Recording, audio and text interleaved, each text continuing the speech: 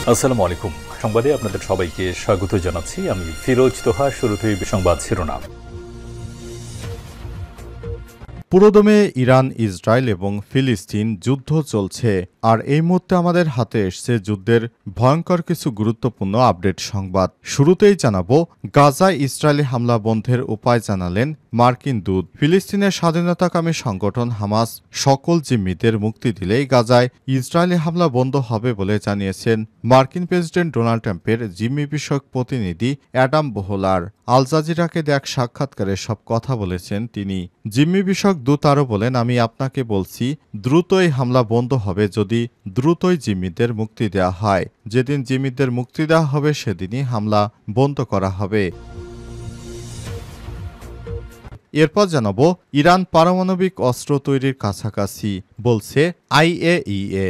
Iran বিপজ্জনকভাবে পারমাণবিক অস্ত্র তৈরির কাছাকাছি পৌঁছে গেছে বলে সতর্ক করেছেন আন্তর্জাতিক আণবিক শক্তি সংস্থা আইএইএ। জাতিসংঘের পর্যবেক্ষণ সংস্থা প্রধানের তেহরানের যার কয়েক ঘন্টা আগে এমন বিস্ফোরক তথ্য সামনে আনল আইএইএ। এদিকে যুক্তরাষ্ট্রের 245% শুল্ক আরোপের প্রতিক্রিয়া যা বলল চীন। যুক্তরাষ্ট্র প্রতিনিয়ত শুল্ক আরোপ নিয়ে গেম খেললে তাতে মনোযোগ দিবে না চীন। আর চীনের পররাষ্ট্র মন্ত্রণালয় এই তথ্য জানিয়েছে।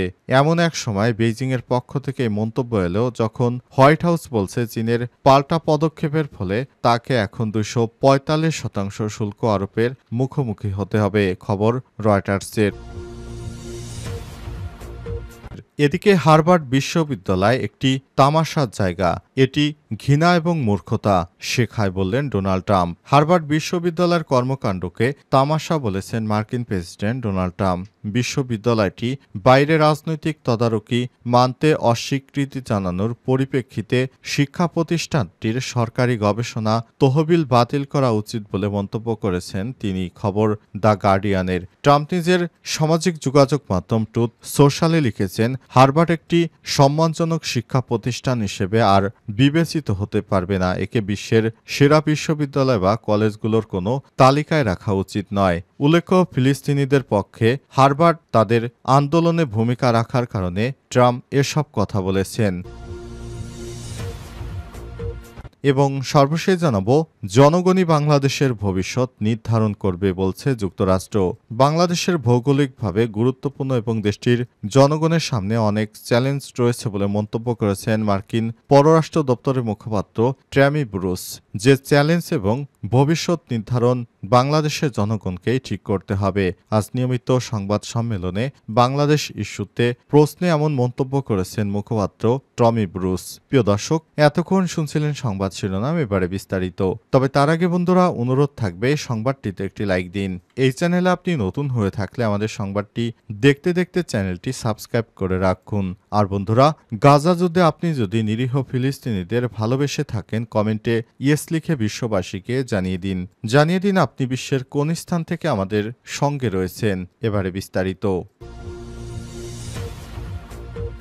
গাজায় ইসরায়েলি হামলা বন্ধের উপায় জানালেন মার্কিন দূত। ফিলিস্তিনের স্বাধীনতাকামী সংগঠন হামাস সকল জিম্মিদের মুক্তি দিলে গাজায় ইসরায়েলি হামলা বন্ধ হবে বলে জানিয়েছে মার্কিন প্রেসিডেন্ট ডোনাল্ড ট্রাম্পের জিম্মি বিষয়ক প্রতিনিধি অ্যাডাম বোহলার। আল জাজিরাকে দেয়া এক সাক্ষাৎকারে সব কথা বলেছেন তিনি। জিম্মি বিষয়ক দূত বলেন, আমি আপনাকে বলতে চাই, দ্রুতই হামলা বন্ধ হবে যদি দ্রুতই জিম্মিদের মুক্তি না দেওয়া হয়, তাহলে হামলা বন্ধ হবে না। যেদিন জিম্মিদের মুক্তি দেওয়া হবে সেদিনই হামলা বন্ধ হয়ে যাবে। বুধবার 16 এপ্রিল বোহলের এমন মন্তব্যের সময় গাজা ইসরায়েলি হামলায় নিহতের সংখ্যা ছাড়িয়েছে 51,775 জনে। এছাড়াও মার্চে ট্রাম্প প্রশাসনের মধ্যস্থতায় যুদ্ধবিরতি ভেঙে যাওয়ার পরই গাজায় আবারও হামলা শুরু হয়। ইসরায়েল এরপর হামলা চালাতে শুরু করেতে 1652 জন নিরীহ মানুষ নিহত হয়েছে।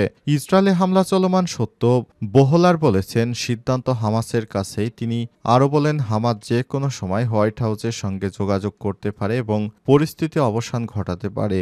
বোহলার বলেছেন, ট্রাম্পের বার্তা স্পষ্ট, সব জিম্মিদের মুক্তি না দিলে কিছুই এগোবে না। এই দূত আরও বলেন, প্রথম ধাপ হলো সব জিম্মিদের মুক্তি দেওয়া, দ্বিতীয় ধাপ হলো আমরা কি করব সেটা ঠিক করা। তবে হামাসের দাবি, নতুন চুক্তির যুদ্ধ বন্ধের পরই জিম্মিদের মুক্তি দেয়া হবে। এই ধরনের চুক্তিতে এমন কিছু নিশ্চয়তা অন্তর্ভুক্ত থাকতে হবে যা এখন পর্যন্ত বাস্তবায়ন হয়নি, যেমন গাজা থেকে ইসরায়েলি বাহিনী সম্পূর্ণ প্রত্যাহার।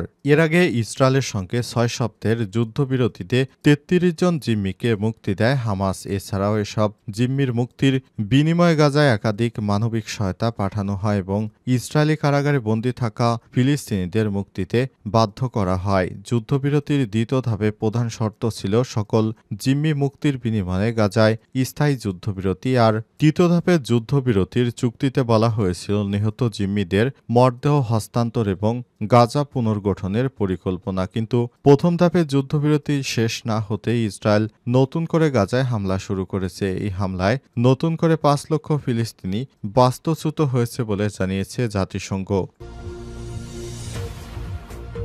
ইরানের পারমাণবিক অস্ত্র তৈরির কাছাকাছি IAEA। ইরান বিপজ্জনকভাবে পারমাণবিক অস্ত্র তৈরির কাছাকাছি পৌঁছে গেছে বলে সতর্ক করেছে আন্তর্জাতিক আণবিক শক্তি সংস্থা IAEA। জাতিসংঘের পর্যবেক্ষণ সংস্থা প্রধানের তেহরানে যার কয়েক ঘন্টা আগে এমন বিস্ফোরক মন্তব্য করেছেন তিনি।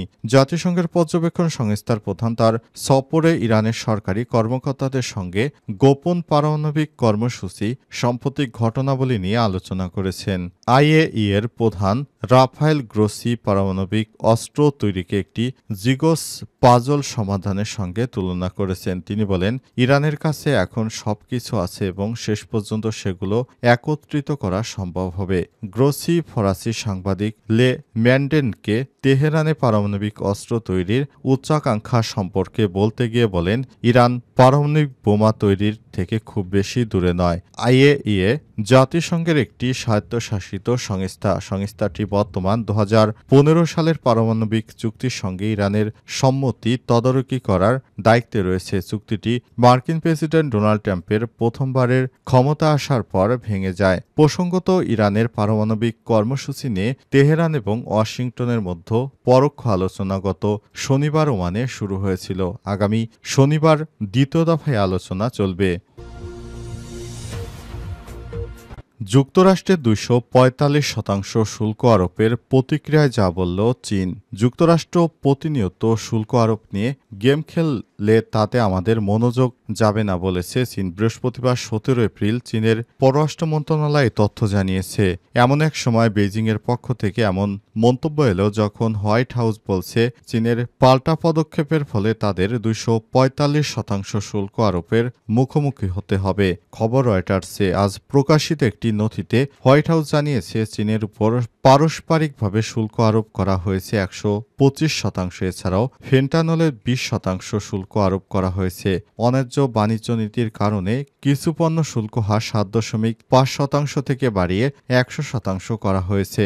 গত 2 সপ্তাহ আগে মার্কিন প্রেসিডেন্ট ডোনাল্ড ট্রাম্পের বিশ্বের বিভিন্ন দেশের উপর অতিরিক্ত শুল্ক আরোপ করেছিলেন। পরবর্তী হঠাৎ করে তিনি চীন বাদ অন্যান্য দেশের উপর আরোপিত পারস্পরিক শুল্ক ব্যবহার করেছেন। চীনও মার্কিন পণ্যের উপর পাল্টা শুল্ক আরোপ করেছে এবং এ বিষয়ে আলোচনার কোনো উদ্যোগ নেয়নি। চীন জানিয়েছে পারস্পরিক সমঝোতা এবং সম্মানের ভিত্তিতে আলোচনা হতে পারে। অন্যদিকে অনেক দেশ যুক্তরাষ্ট্রের সঙ্গে দ্বিপক্ষীয় চুক্তি করার লক্ষ্য নজর দিচ্ছে। গত সপ্তাহে চীন বিশ্ব বাণিজ্য সংস্থার কাছে একটি নতুন অভিযোগ দায়ের করেছে, যেখানে বেইজিং যুক্তরাষ্ট্রের শুল্ক আরোপ নিয়ে গভীর উদ্বেগ প্রকাশ করেছে এবং ওয়াশিংটনের বিরুদ্ধে বৈশ্বিক বাণিজ্য সংস্থা নিয়ে বিভিন্ন মতামত ব্যক্ত করেছে এবং ডোনাল্ড ট্রাম্পের সমালোচনা এসছে বিশ্বের বিভিন্ন দেশ থেকে।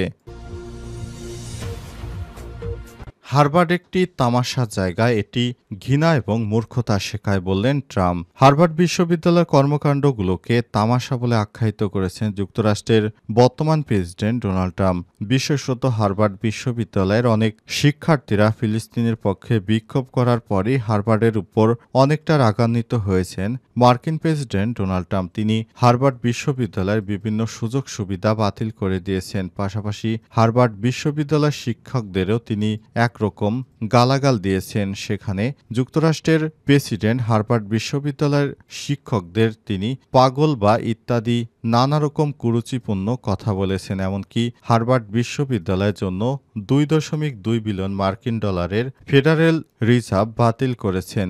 এছাড়াও তিনি হার্ভার্ড বিশ্ববিদ্যালয়ের শুল্ক সুবিধাও বাতিল করতে চাচ্ছেন এবং সেখানে কোনো শিক্ষার পরিবেশ নেই এবং সেখানে কেউ যেন কোনো শিক্ষা গ্রহণ করতে না যায়, এসব নানা রকম বাজে কথা বলেছে। কিন্তু হার্ভার্ড বিশ্ববিদ্যালয়ের পক্ষ থেকে বলা হয়েছে তারা তাদের সাংবিধানিক কার্যক্রম সুষ্ঠু রেখে তারা তাদের পথ চলবে। হার্ভার্ড থেকে এ পর্যন্ত 162 জন পুরস্কার পেয়েছে, কিন্তু বিশ্ববিদ্যালয়টি ভর্তি প্রক্রিয়া, নিয়োগ এবং রাজনৈতিক দৃষ্টিভঙ্গির উপর সরকারি তদারকি মানতে অস্বীকার করায় ক্ষুব্ধ হয়েছে ডোনাল্ড ট্রাম্প। ডোনাল্ড ট্রাম্প বলছে সরকারের কথা মতো বিশ্ববিদ্যালয় চলতে হবে, কিন্তু হার্ভার্ড বিশ্ববিদ্যালয় কর্তৃপক্ষ বলেছে তারা কোনো সরকারের চাপে পড়ে অনিচ্ছ কোনো কাজ করবে না, তাহলে তারা তাদের বিশ্ববিদ্যালয়ের নিজস্ব সত্তা হারাবে। এ কারণে নতুন করে এখন আর তারা কোনোরূপ এই ধরনের সরকারের কথায় কর্ণপাত করছে না। এদিকে বিরোধী দলীয় নেতা সাবেক প্রেসিডেন্ট বারাক ওবামা হার্ভার্ডের এই পদক্ষেপ নেওয়ার কারণে ধন্যবাদ জানিয়েছেন। তিনি হার্ভার্ড বিশ্ববিদ্যালয়ের শিক্ষকদের আন্তরিক ধন্যবাদ জানিয়েছেন যে ডোনাল্ড ট্রাম্পের চাপের কাছে তারা মাথা নত করেনি, তারা স্বতন্ত্রভাবে তাদের শিক্ষানীতি নিয়ে এখনও এগিয়ে যাচ্ছে। এ কারণে হার্ভার্ড বিশ্ববিদ্যালয়ের সাধারণ শিক্ষক সহ যারা একাডেমিক কার্যক্রমে জড়িত সমস্ত শিক্ষকদের এই ধন্যবাদ জানিয়েছেন তিনি।